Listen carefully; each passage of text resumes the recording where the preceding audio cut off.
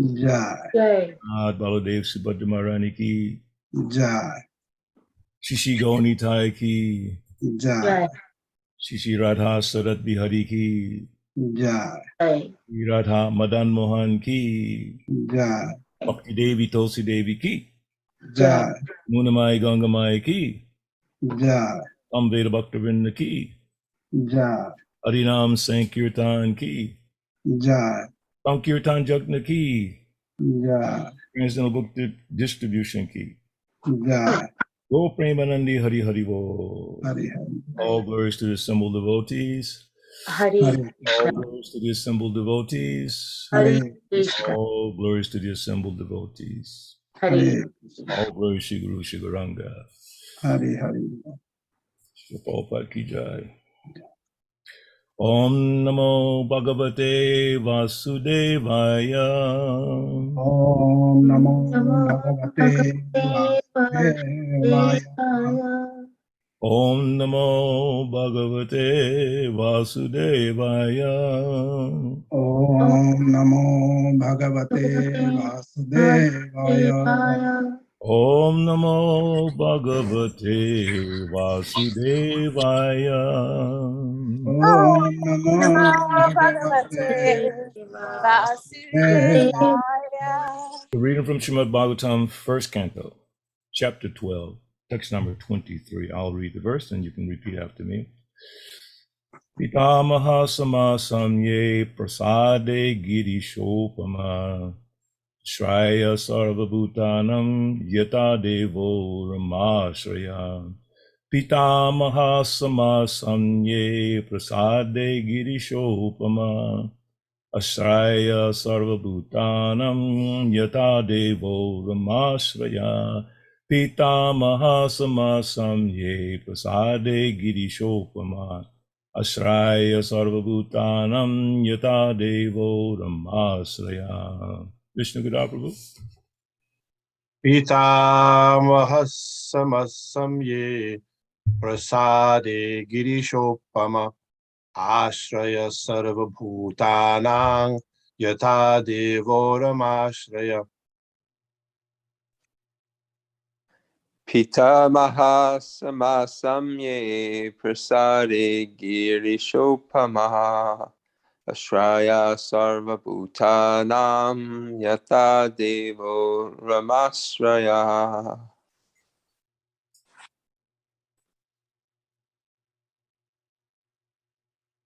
Anyone else? Hare Krishna. Hare Krishna.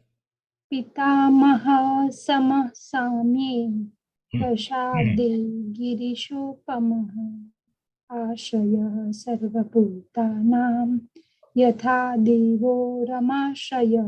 Hare Krishna. Hare Krishna. Hare Krishna. Hare Krishna. Pitamaha shamaha shami prasade girishopamaha Ashraya sarvabhutanam yatha devo ramashraya.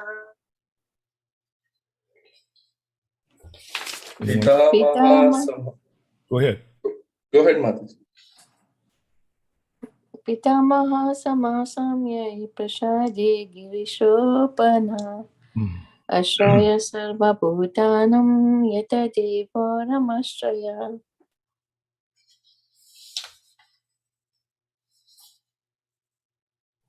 Next. Pitamaha samhasamye prasade girisopama Ashraya sarvabhutanam yatha devo ramashraya.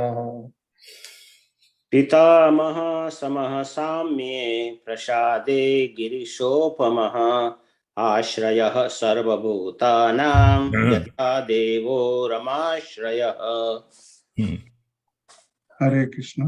Hare Krishna. Pitamaha samasamye prasade girisopamaha Asraya sarvabhutanam yatha devo ramasraya. Hare Krishna. Hare Krishna. The last one. Hare Krishna. Yes, Hare Krishna. Please go ahead. पितामहः समासाम्ये प्रसादे गिरिसोपमः आश्रयः सर्वभूतानां यथा देवो रमाश्रयः. Thank you. Kaivalli, did you go already? Yes, Prabhu. I just did it. Okay, good. So word for word, Pitamaha, the grandfather, or Brahma. Samaha, equally good. Samye, in the matter. Prasade, in charity or in munificence. Girisha, Lord Shiva. Upama, comparison of equilibrium. Ashraya, resort. Sarva, all. Bhutanam, of the living beings. Yata, as. Deva, the Supreme Lord. Rama, Ashraya, the personality of Godhead. Translation and purport by His Divine Grace, A.C. Bhaktivedanta Swami Srila Prabhupada. This child will be like his grandfather, Yudhisthira, or Brahma, in equanimity of mind. He will be munificent like the Lord of the Kailas hill, Shiva. And he will be the resort of everyone, like the Supreme Personality of Godhead, Narayan, who is even the shelter of the goddess of fortune, purport. Mental equanimity refers both to Maharaj Yudhisthira and to Brahma, the grandfather of all living beings. According to Sridhar Swami, the grandfather referred to is Brahma. But according to Vishwanath Chakravarti, the grandfather is Maharaj Yudhisthira himself. But in both cases, the comparison is equally good because both of them are recognized representatives of the Supreme Lord. And thus both of them have to maintain mental equanimity, being engaged in welfare work for the living being.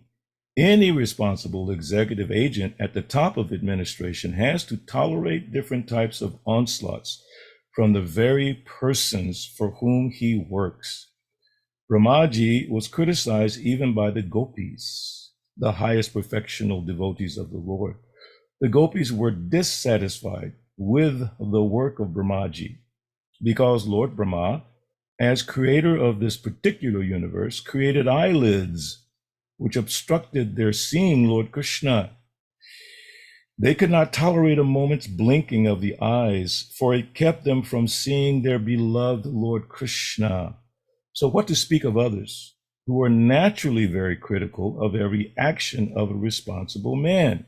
Similarly, Maharaj Yudhisthira had to cross over many difficult situations created by his enemies, and he proved to be the most perfect maintainer of mental equanimity in all critical circumstances. Therefore, the example of both grandfathers for maintaining equanimity of mind is quite fitting. Lord Shiva is a celebrated demigod who awards gifts to beggars. His name is therefore Ashutosh, or one who is pleased very easily. He is also called the Bhutanata, or the Lord of the common folk, who are mainly attached to him because of his munificent gifts, even without consideration of the after effects. Ravana was very attached to Lord Shiva, and by easily pleasing him, Ravana became so powerful that he wanted to challenge the authority of Lord Ram. Of course, Ravana was never helped by Lord Shiva when he fought with Ram, the Supreme Personality of Godhead, and the Lord of Lord Shiva. To Vrikashura, Lord Shiva awarded a benediction which was not only awkward, but also disturbing. Vrikashura became empowered by the grace of Lord Shiva to vanish anyone's head simply by touching it. Although this was awarded by Lord Shiva, the cunning fellow wanted to make an experiment of the power by touching the head of Lord Shiva. Thus the Lord had to take shelter of Vishnu to save himself from trouble. And the Lord Vishnu, by his illusory potency, asked Vrikashura to make an experiment with his own head. The fellow did it and was finished himself. And so the world was saved from all sorts of trouble by such a cunning beggar of the demigods. The excellent point is that Lord Shiva never denies anyone any sort of gift. He is therefore the most generous, although sometimes some kind of a mistake is made. Rama means the goddess of fortune, and her shelter is Lord Vishnu. Lord Vishnu is the maintainer of all living beings. There are innumerable living beings, not only on the surface of this planet, but also in all other hundreds of thousands of planets. All of them are provided with all necessities of life for the progressive march towards the end of self-realization. But on the path of sense gratification, they are put into difficulty by the agency of Maya, the illusory energy, and so travel the path of a false plan of economic development. Such economic development is never successful because it is illusory. These men are always after the mercy of the illusory goddess of fortune, but they do not know that the goddess of fortune can live only under the protection of Vishnu. Without Vishnu, the goddess of fortune is an illusion. We should therefore seek the protection of Vishnu instead of directly seeking the protection of the goddess of fortune. Only Vishnu and the devotees of Vishnu can give protection to all. And because Maharaj Parikshit was himself protected by Vishnu, it was quite possible for him to give complete protection to all who wanted to live under his rule. Om Agyanatimirandasya Jananjanan Salataya Chakshu Militam Yena Tasmai Shri Gurave Namaha Shri Chaitanya Manovistam Stapitam Yena Bhutale Swayam Rupagadav Maya Dadatte Swabadante Kam Jaya Shri Krishna Chaitanya Prabhu Nityananda Shri Advaita Gadadhar Shivasati Go Bhaktivinoda Hare Krishna Krishna Krishna Hare Hare Hare Rama Rama Rama Hare Hare. So thank you all for being here today. So hopefully we can have an open discussion, open-minded discussion, mutually beneficial discussion, how we can advance in Krishna consciousness, because that is the purpose of these classes. These classes are not for us who are giving the class to demonstrate any level of scholarship or the ability to remember things and tell pastimes. These classes are meant to inspire all of us to take a second, third, fourth, 1,000th look at Krishna consciousness and how we can incorporate these amazing teachings in our lives. That is the purpose. As it says in Bhagavad Gita, qualities of a Brahmana, Jnana Vijnana Astikam Brahma Karma Sabhavajan. So this Gyan, knowledge, and Vigyan, practical application of knowledge. That is the goal. How we can hear this philosophy from each other, and especially from Srila Prabhupada. As mentioned many times, there's so many lectures of Srila Prabhupada available. You just go to prabhupadvani.org, boom, you find all Prabhupada's lectures. And you can hear, I don't mean to put Vishnu Gadaprabhu on the spot, but he said in his Vyasa Puja about what would Srila Prabhupada do? And just yesterday I was speaking in Harrisburg, and Mother, my brain's Anasuya, she mentioned about that example given by Vishnu Gada, and I thought it was very appropriate, because in anything that we try to do, whether it's leadership, parenthood, friendship, any type of service or position we may have in life, we should always think, what would Prabhupada do in this circumstance? I remember once in Atlanta, we had invited Minu Purushottam. Some of you from India might be familiar with Minu Purushottam. She's a fantastic bhajan singer, very famous, but also very favorable to the Krishna consciousness movement. So she was very nice. And the morning after I gave Bhagavatam class, she was there, and she was talking with this one devotee who had done something a little bit awkward, and she knew about it. And she told that devotee, and this is Minu Purushottam, not initiated, talking to a second initiated devotee who's been around for quite a few years from Mayapur. And she was trying to correct him in a loving way. She said, Prabhu, Srila Prabhupada, and this is in her own words, Srila Prabhupada said, before you do anything, think 100 times. Think 100 times before you make such a mistake. I always refer to that example. Measure twice, cut once. Before you start cutting, like sometimes we start cutting, and we realize we cut too much because we didn't take time to measure. So in order to be successful in Krishna consciousness, we have to think, as Vishnu Gada pointed out, what would Srila Prabhupada do in this circumstance? Now, in order to know that, what would Srila Prabhupada do in that circumstance, you have to be familiar with Srila Prabhupada. We're reading his books, but he's also available in his lectures. He's also available videos, and he's available through the hearts and minds of those who were with him, who saw him, work with him, chastised by him, corrected by him, guided by him, instructed by him. That's an amazing, valuable resource in order to achieve what Prabhupada mentions, this mental equilibrium or equanimity, this equanimity of mind. And I'll get to that in a second.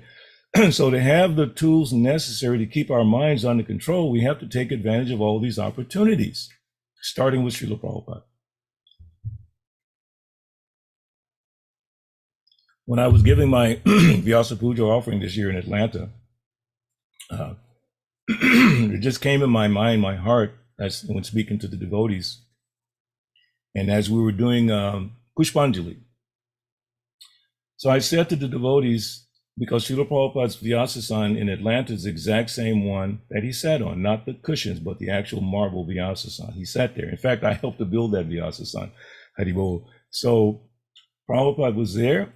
So I was explaining to the devotees how in front of Prabhupada we acted. When Prabhupada spoke, it was absolute silence. Of course, we didn't have cell phones in those days and all that, those distractions. But it was at least 400 to 500 devotees, somehow or another, packed into our little temple room from all over the country, from Canada, from everywhere. But when Prabhupada spoke, absolute silence. So during the time I was getting ready for everyone to do Pushpanjali, there was so much talk going in the background, in front of the deities, on the side, in front of Prabhupada.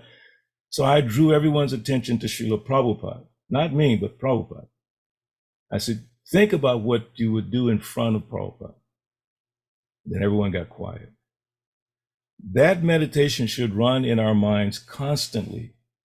What would Srila Prabhupada do? How should I act in the presence of Srila Prabhupada? So then I told the devotees and the guests, I said, either we believe Prabhupada is sitting there or we don't. So which one is it? Is Prabhupada sitting there on that Vyasasan or is he not? Or is that just a statue that we go and throw flowers at every day? Which is it? And luckily everyone said Prabhupada is there. So if he's there, how should you act? So I told him, I was here sitting in front of him. I know how we acted in front of Prabhupada. And I'm telling you what it was like. So please listen. So in the same way, the few of us that were fortunate to have Prabhupada's association, Traivalya Prabhu, Vishnu Gada Prabhu, we have Mother Sangita Prabhu, my humble self. We were able to hear him directly and put some of those things in our hearts and minds. And somehow we don't forget those things. We might get off track in our own personal lives. Many of us do, including myself. We get distracted in family, business, and all that. But those things that we know Prabhupada said and did, they stay with us. Now, interestingly enough, in the purport, Srila Prabhupada is so amazing. So in the purport, he says that two opinions. One opinion, Sridhar Swami. The other opinion, Vishwanath Chakravarti, about the same thing, about the same point. Brahma, the grandfather of all beings. According to Sridhar Swami, the grandfather referred to Brahma, but according to Vishwanath Chakravarti, the grandfather is Maharaj Yudhisthira. So there's two different opinions among two great acharyas. Who are we? We're very small. We're very insignificant. So is it possible if the great acharyas have some, it's not even a disagreement, but just a different view of the same thing, is it possible for all of us small fallen souls to have disagreements? I would say yes. I would venture to say yes. Even more so. These are great acharyas, steeped in the philosophy. They know everything about Krishna, but still they see things differently. So as devotees, we're going to see things differently. But it behooves us to understand what would Prabhupada do, and then to come together and discuss our various interpretations or understandings or revelations of what Srila Prabhupada would do. So that is part of this mental equanimity. So I looked up the actual definition of that because I was interested. What does that really mean? So equanimity, and I also looked up the pronunciation. So equanimity, not equanimity, but equanimity is mental calmness. Like keep calm, stay peaceful. First principle, mental calmness. And then composure. Now the word composure, I reflect in Bhagavad Gita where Arjuna says, I have lost all composure. So think about that. This is the beginning of the Gita. I've lost all composure. I don't know what to do. So what is his composure? Arjuna is a Kshatriya, not just a Kshatriya, but a renowned, respected Kshatriya with many, many certificates of success. Lord Shiva blessed him. So many recognitions of his successful execution of his duty as a Kshatriya.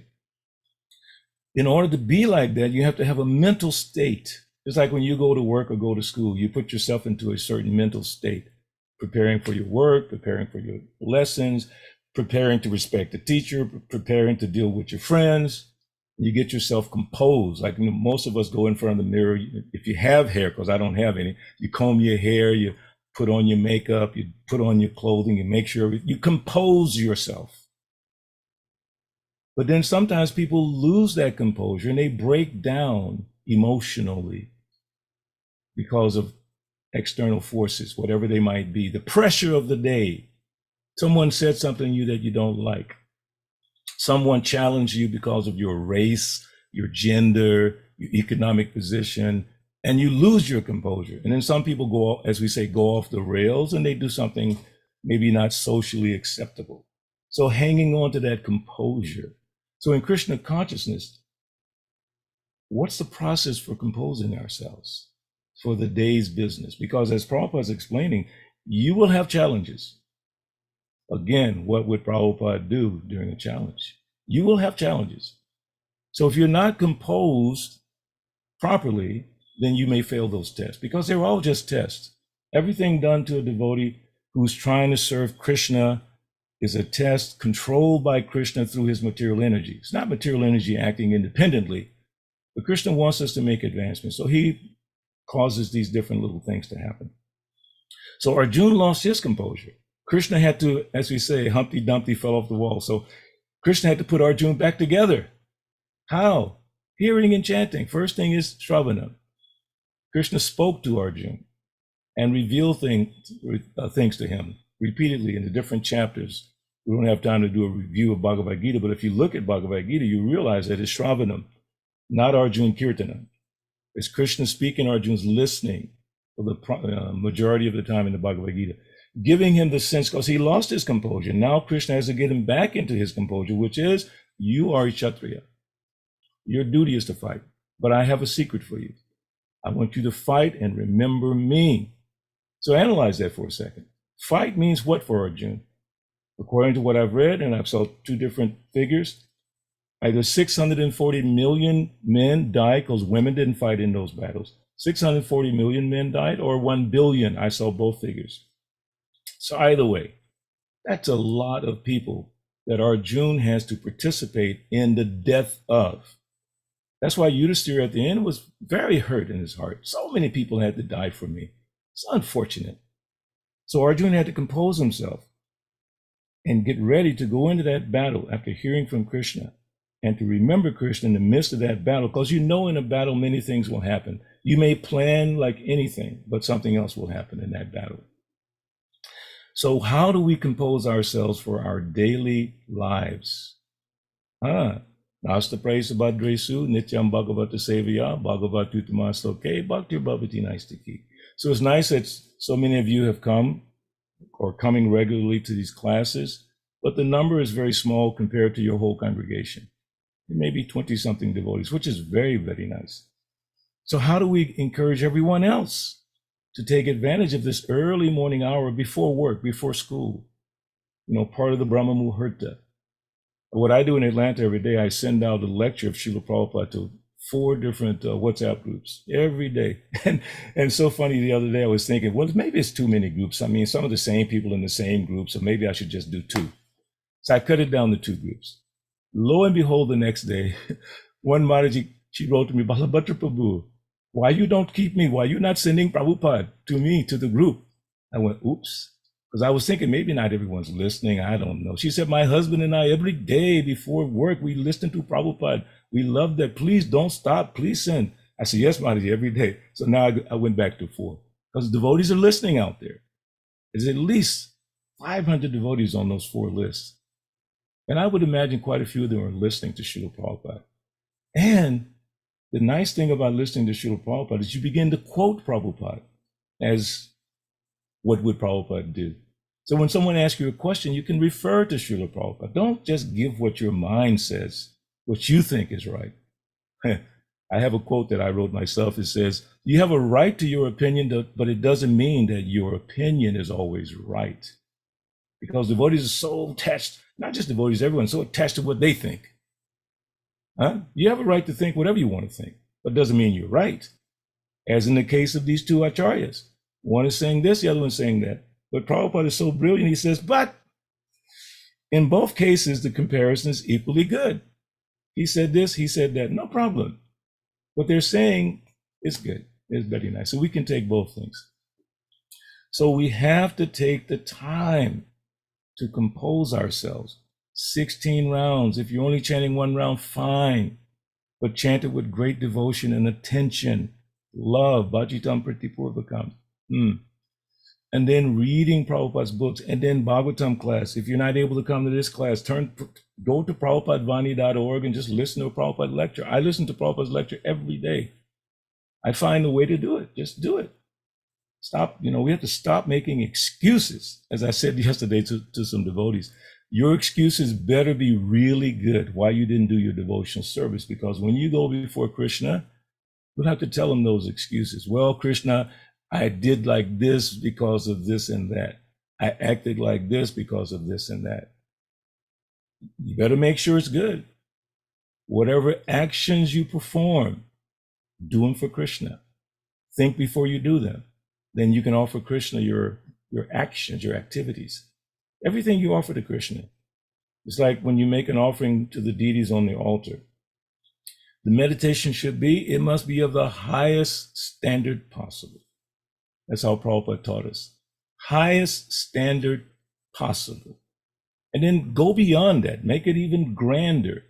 Like Prabhupada said one time, the more you decorate the deities, the more you become Krishna conscious. The more you make the deities look nice. Of course, the deities make the clothing and the decoration. They make those things look nice. It's not like those things we did. Sometimes we want people to see all the wonderful things we did on the altar. No, Krishna's making the altar beautiful. Without Krishna, what is your altar? Think about it for a second. Without Radha Sarad Bihari, Jagannath Baladev Subhadra Gaunitai, take them off. Of course, God forbid. But then what do you have? Just a stage, some nice things.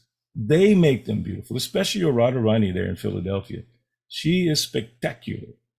Of course, I have a prejudice because I'm my Radharani here in Atlanta, because I was involved in their installation. I have a deep attachment for Radharani in Atlanta. In fact, Indraduna Maharaj was standing in front of Radharani in Atlanta, and he said, it's the most beautiful Radharani in the world. But I'm sure he said that in several places. But in Philadelphia, your deities are absolutely amazing.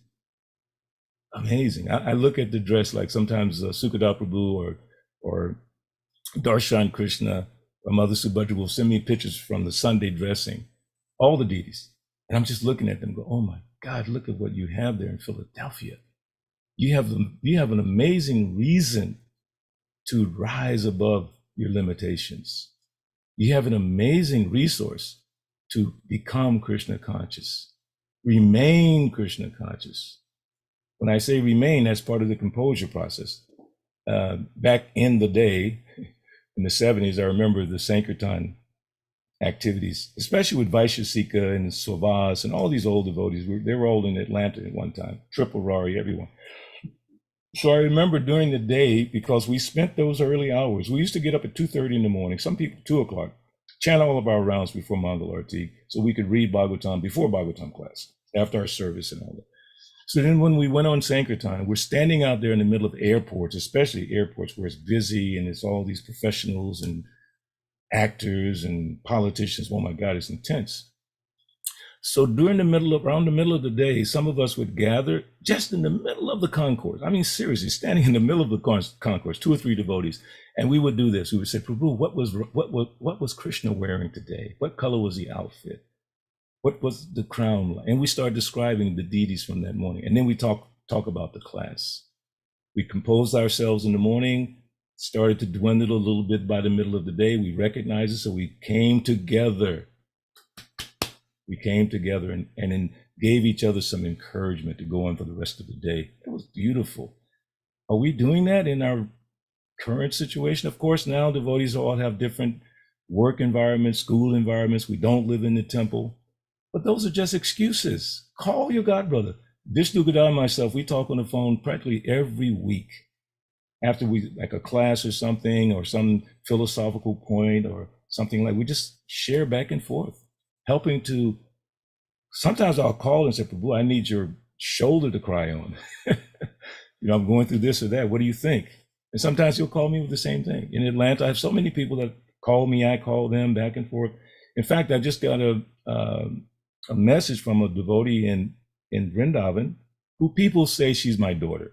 She's African American. So whoever she meets in India that knows me, she said, are you Balabhadra's daughter? Because she sort of resembles me.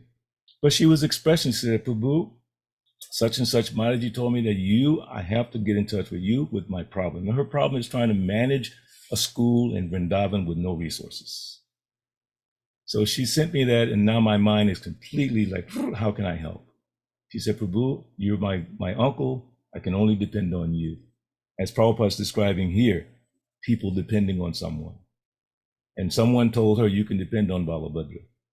Now, what am I supposed to do? We have this deep relationship. My wife and I, she's really like our daughter. She's reaching out to me. Why? Because she was living with me as temple president in Atlanta. She came from Boston, and she was working with me for many years in Atlanta as her temple president. I demonstrated to her that, Jai Dayini, you can depend on me, whatever it is, Then her husband died a few years ago, and she's alone in Vrindavan. No support, can't pay her more rent and this and that, taking care of the school, sacrificing everything.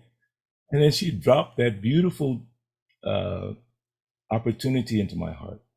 I didn't wake up this morning thinking I got to figure out how to raise money for a devotee in Vrindavan, but that devotee is depending on me. What am I supposed to do? Okay, so Lord Rishabdev says in the 5th canto, Guru nanasya, swajano nasasyat. Pita nasasyaj, janani nasasyat, daivam natatsyan, napatis jasasyan, namochayet ya samupeti mutyam. One who cannot deliver his dependence from the path of repeated birth and death should never become a spiritual master, father, husband, a mother, or a worshipable demigod.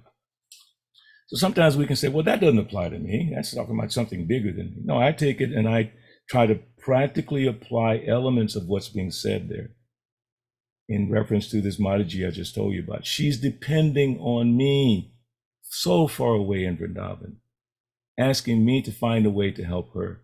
So immediately through all my resources, I started thinking, so I'm going to sit down today and reach out to all my resources, see what I can do. My point there is that she's depending on me like I'm her uncle. She's a disciple of Jai Pataka Maharaj.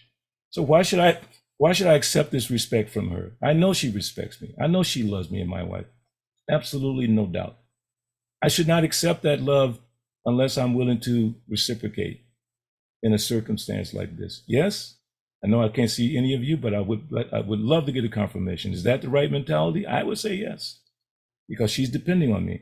So that's what Srila Prabhupada is explaining in this very beautiful purport and verse about being in that position where others are dependent upon you, but even the ones that are dependent upon you, the ones that you sacrifice your life for, may come against you. He mentions that in the purport right here.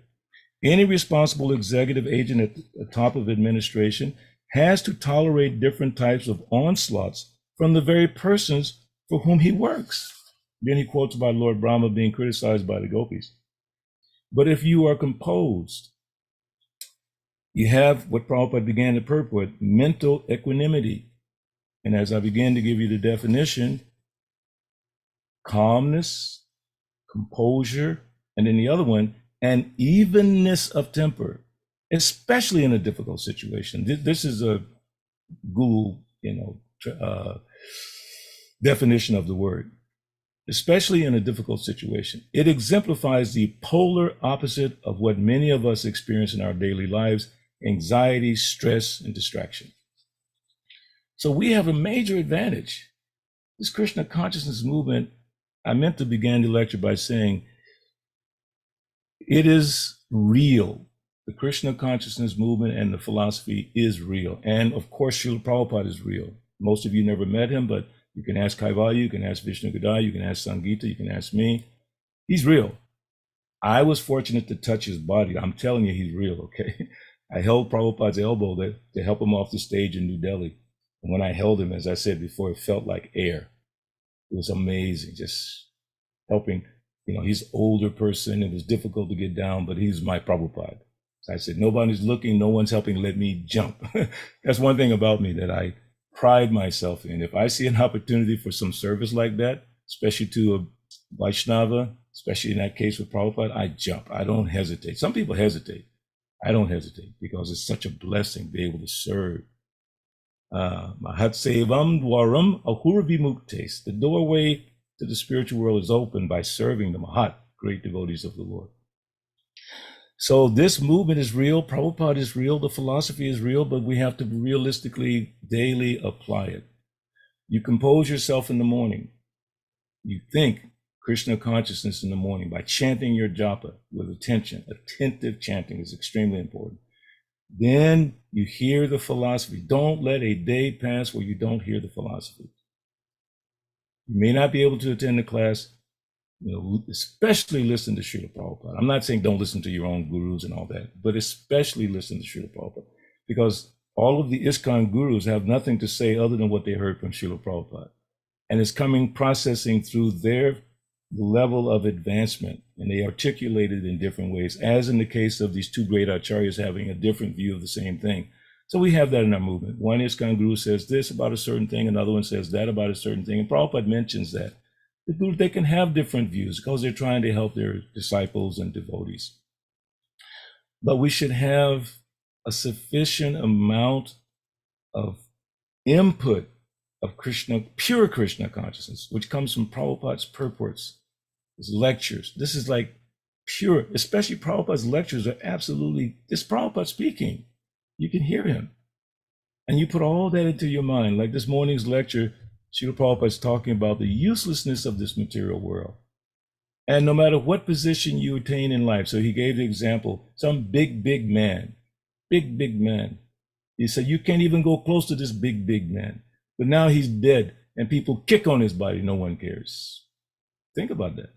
Big position in life, president. So he always talks about, at that time, President Nixon, and then he also talked about President Ford. But he said President Nixon was kicked out by the people. He's big man. So we might be big devotees. I might be big. I mean, I've been Prabhupada disciple 49 years. I'm big devotee. But at any moment finished. If I'm thinking I'm big devotee, you know what Krishna will do? He will break that nonsense. He will cause something to happen in my life to make me realize you're not that big.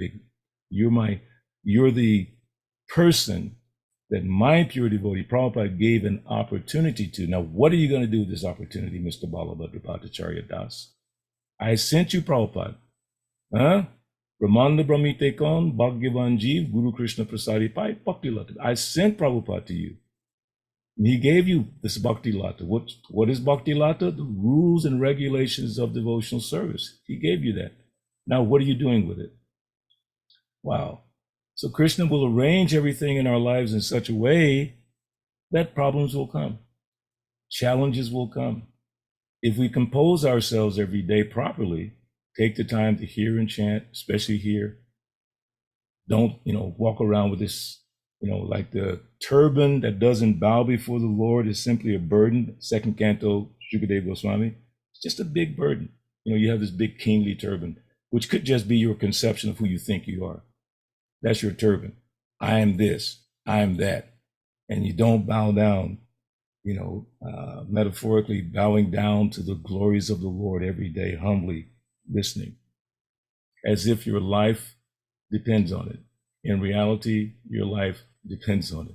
Your spiritual life depends on how much you hear and properly hear. Read the Nectar Devotion. There's a chapter, I believe it's called The Techniques of Hearing and Memorizing and Understanding. So take the time to, as they say, load it up, load your consciousness up every day. So then when you're faced with a challenge, whatever it might be, it's different for all of us. Some of you teach, some of you are parents, some of you are in charge of something, some of you are at your work, you have a nice position, fine. But if you don't have the humility, like it says in Bhagavad Gita, chapter 13, verses 8 through 12, when it talks about these aspects of knowledge, which Srila Prabhupada says in the purport, one should make a test of his spiritual advancement by using these items. And the first item is amanitvam, humility. You cannot be successful in any sphere of life without some level of humility, and especially in Krishna consciousness, without humility, it is very difficult to continue with this process. So I'm going to finish. I had a couple of things I wanted to share real quick about equanimity, and mainly Bhagavad Gita, chapter 5, text 19. Those whose minds are established in sameness. Now look at the words, establish. Like, for instance, I can establish this pen and put it somewhere. I can establish it on the top of my desk. So our minds are established in sameness, which indicates a little bit of effort. To establish something, you have to pick it up, move it, whatever.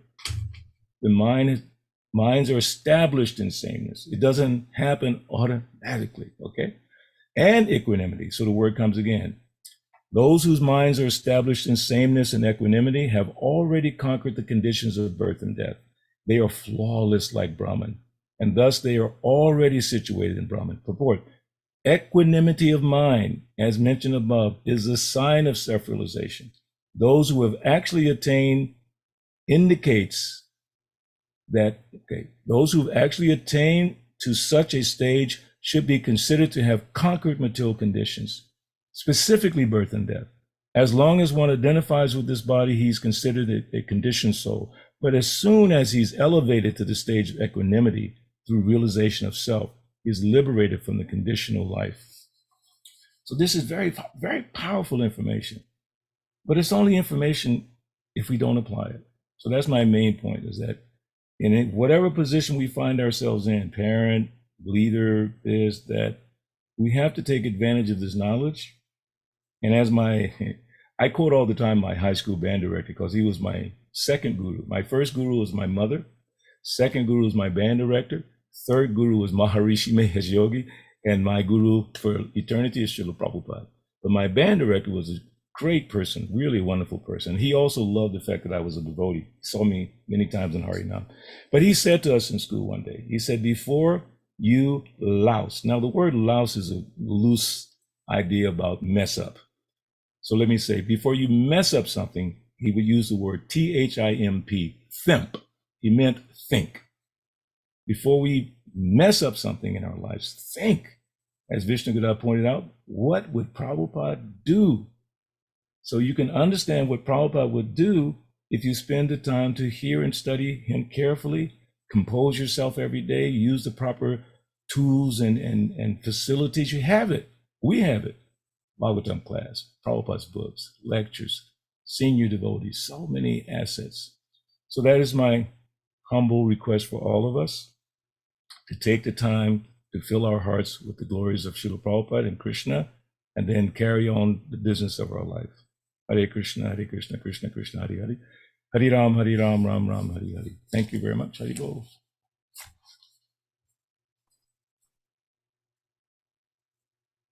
Thank you so much, very much, Prabhuji, for wonderful session. Acharya Prabhu is having hand raised. Please go Hare ahead. Krishna, Acharya Prabhu.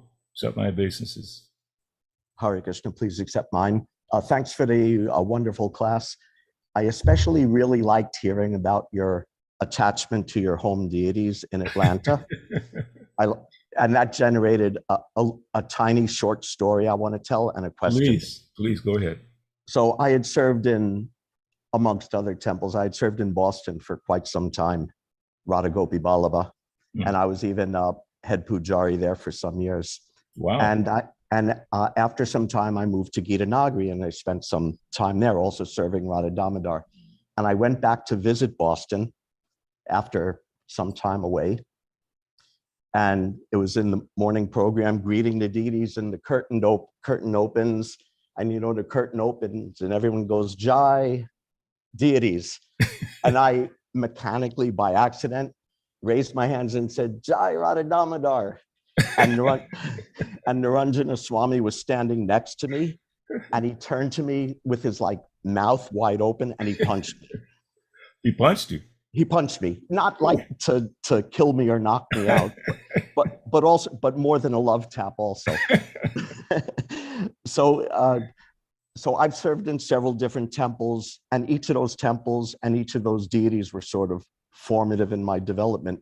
So what do you have to say for me and in general about cultivating that specific affection for your home temple deity? Well, you just cracked open the storehouse by mentioning Radha Damodar, okay? I'll tell you why. I started coming to the temple in 1972, and around that time, Vishnu John Maharaj came to Atlanta, and I was very fortunate to have his association. So he had Radha Damodar in Atlanta. Radha Damodar were initially installed more or less in Atlanta during his time there.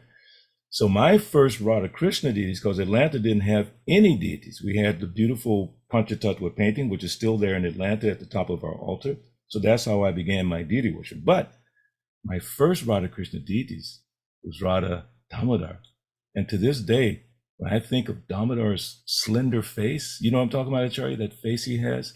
It's like, it goes like this. It's like, whoosh, I cannot get it out of my mind. So I've had the same problem as you when I come to Philly. That's why when I give class, I say, you know, Radha Sarad Bihari, then I say Shri Shri Madan Mohan, because those are my home deities. But in the back of my mind, I'm always thinking of Damodar, Radha Damodar, especially Damodar. Somehow or another, when I was this crazy musician nutcase coming to the temple, when I first saw Damodar, my whole consciousness was transformed. And seeing Damodar and hearing Vishnu John Maharaj sing to them was too much. It really touched my heart. So in order to cultivate that relationship with the deities, you have to begin to see them in a more realistic light. Don't just go before the deities ceremonially offering obeisances. Take the time, stop and look at them, starting, as Prabhupada said, from their lotus feet all the way to the top. And then think about them, specific to your point, Acharya Prabhu. Think about them during the day. What I do to help me think about them, I have pictures all around me. You know, the deities, Prabhupada, Jagannath, right here in front of me. So when I'm doing my music or working on the computer, and even right now in this class, I can look and see my beautiful deities here in Atlanta. So in order to have that blessing of remembrance, you have to work at it, cultivate, establish in your heart from the morning. Okay, most of you don't get a chance to go to the temple. Okay, and I know sometimes Bhakti Shakti Prabhu from Philadelphia, sometimes he'll send out pictures from the temple on a regular basis, deities, you know, how the deities look and all that. So to cultivate that attachment, you have to work on it.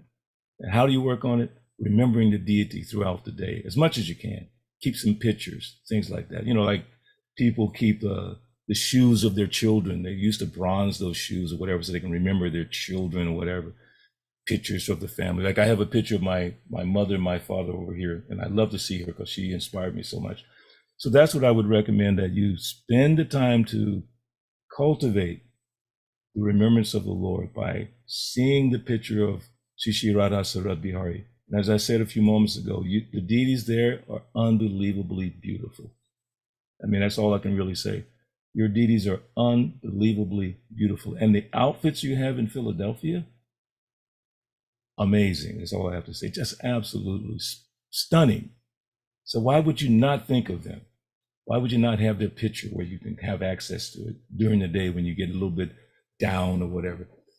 But again, I really appreciate you mentioning Radha Damodar, because That story that you told is so funny. That right in the middle of the deities in Boston, you're shouting out the name of Radha Damodar because you had such a loving relationship, and you'll never lose that. You're so blessed to have that. And I have that as well because of seeing them in 1972, actually, first time. So thank you for bringing that up, Acharya Prabhu. Thank you. I really love that answer. Very inspiring. Hare Thank Krishna. you. Thanks. Hare Krishna. Vishnu Gada Prabhuji, Haribo. Hare Krishna, Balabhadra Prabhu. Thanks for those comments. And Acharya Prabhu's very interesting question.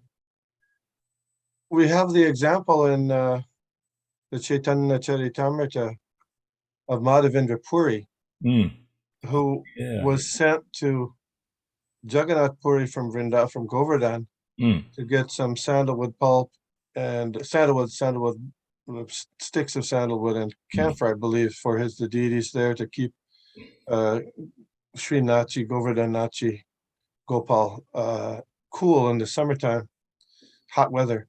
So then on his way back, he had a dream that it could be offered, he could take that same sandalwood pulp and offer it to Kirchor Gopinath, even though it's a different deity. So, and that Sri Nachi, Gopal Nachi would accept it in Vrindavan. So that just a one-time thing, you know, or was that as a general truth that you can serve one deity through another? Do you have any other comments or No, I think ideas? you said it so nicely, and the example is appropriate. It's like when I come to Philly, I come with the heart of serving Shishi Radha Sarat Bihari. But I have my attachment here in Atlanta, but I feel that Radha Madan Mahan are very pleased with my service to them in their manifestation of Shishi Radha Sarat Bihari. So wherever I go, you know, I had a dream, not a dream, but I have a desire. I haven't fulfilled it, haven't even come close, but it's still there. Maybe one day, I don't know, Krishna may help me. So I have a desire to go to every one of Prabhupada's temples all over the world and put $1,000 donation at the lotus feet of all the deities. Now that I have no way to think, how am I going to do that? But that's something I really, really want to do, because wherever I go, like in LA, seeing the deities there, New York, you know, Radha Govinda, and I've been to quite a few temples. The deities are always so beautiful because it's the same Krishna manifesting himself in different places. So it's not a one-time thing. It's a constant thing of having attachment to the Lord in his one form or another, and then having the realization that my Lord, the same Lord, is here. You know, like what Madhavendra Puri. So I am here, Krishna is here, and every deity, same Lord. So if we have the higher sense of understanding, we can offer the same love and devotion to wherever we go and see Krishna. Not only that, but the same Lord in a different manifestations in everyone's heart. So we have to elevate this meditation higher and higher and higher.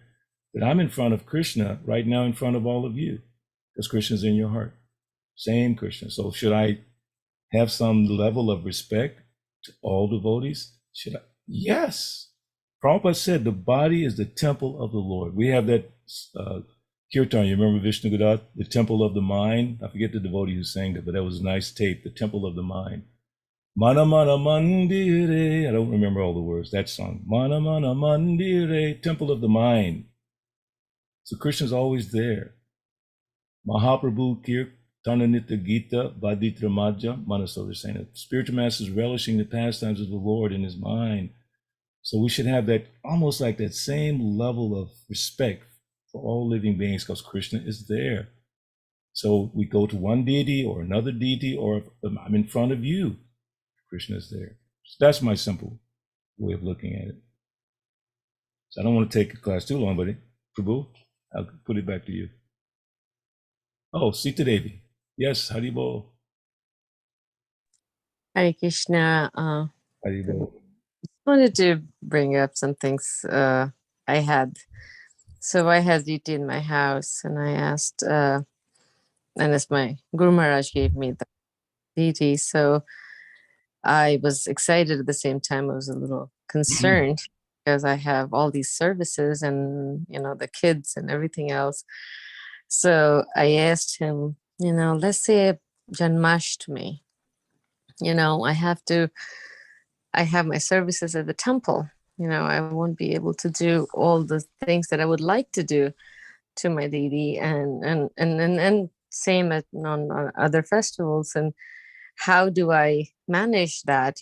What should I do? My service, or should I curtail that and take care of this, or how do I work that? And your god brother, he said that that's not Prabhupada's mood. He said, if deity service is keeping you away from doing your service and preaching, then you're not following Prabhupada. And he said, you just pay your pranams and you talk to your deity and you say, I'm going to be worshiping you in your other form at the temple. And then you go.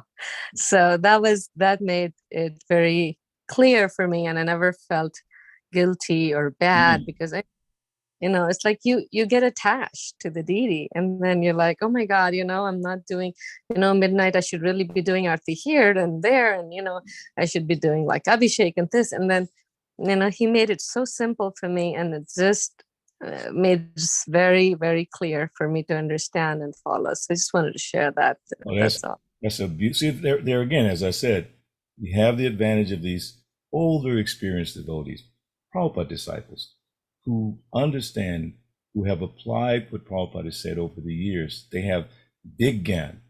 You just take advantage of it. You did the right thing. Approach, like it says in Bhagavad Gita, 434, Tadvidi pranipatena pariprasnena sevaya upatekshantite ganam gyaninas tatadar. Just try to learn the truth by approaching your spiritual master, who happens to be a disciple of Srila Prabhupada, very senior disciple, who has processed all this information, who has gone through, Varshan Maharaj is going through a lot of stuff in New Vrindavan, okay? Not to get into a whole story, but he's been through a lot. He's applied Prabhupada's teachings a lot. So when you ask him that question, it's realized knowledge. It may not be super scholarly, quote this scripture, there's 1,000 things, but he's giving you practical knowledge, which is very important. So thank you for sharing that. Very, very wonderful instruction. Thank you. Thank you.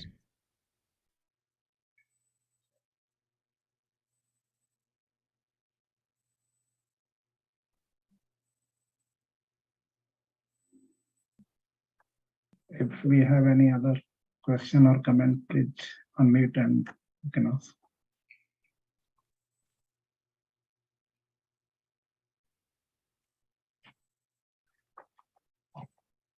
Nice, Prabhuji. So, like I wanted to just comment few on that. Like the word equanimity, you very well, with the word meaning and the way it should be, you very well described about that, the mental calmness, how to maintain the calmness. So, and the way you referred with the Arjuna related that how Arjuna lost the composure and Krishna guided him, just remember me and fight. So for any activity, for anything, if we remember Krishna and do our work, so work will be always perfect, in terms of, like as Prabhupada guided. And the support you did for the Mataji in the Vrindavan, that was very touching, like anybody become dependent to someone, and if someone is able to guide, able to maintain or able to deliver if related to disciples and all, so that's really helpful. So you did for her, you raised the fund and she is able to maintain herself there. So that's really the wonderful. You quoted the verse also from the 5th canto. So, so whatever we study in the Shastra, if we are able to apply that, so that's the real application of the scriptures. We have that. Thank you. Very nice. Thank you so much. Thank you so very much, Prabhuji. Hare Krishna. Panchakalpatarubhascha kripa sindhu patitanam pavnebhyo vaishnavebhyo namo namaha. Srila Prabhupada ki jai. Hari Bol. Hare So, Thank you. Dronacharya Prabhu, if we have any announcement. Hare Krishna. Thank you, Balabhadra Prabhu. Thank you, Wonderful Prabhu. class. Jai. Jai. Tonight we have our Srila Prabhupada Leela class starting at 7 o'clock tonight. So we hope you can all join. Jai. And I think it's 6:40 we have our Shloka class led by Vishnu Gadar Prabhu. So I hope to see you all tonight. Have a wonderful Krishna conscious day. And Haribol. thank you, Balabhadra Prabhu, for Thank you, Prabhu. Hey, guiding Dr. us this Bob. morning. Dr. Bob. Hey, Haribol. I see him over there. Hare Krishna. That's my Philadelphia buddy, Dr. Bob. Hare Krishna, everyone. Haribol, Prabhu. Hare Krishna. So we'll end the session. Hare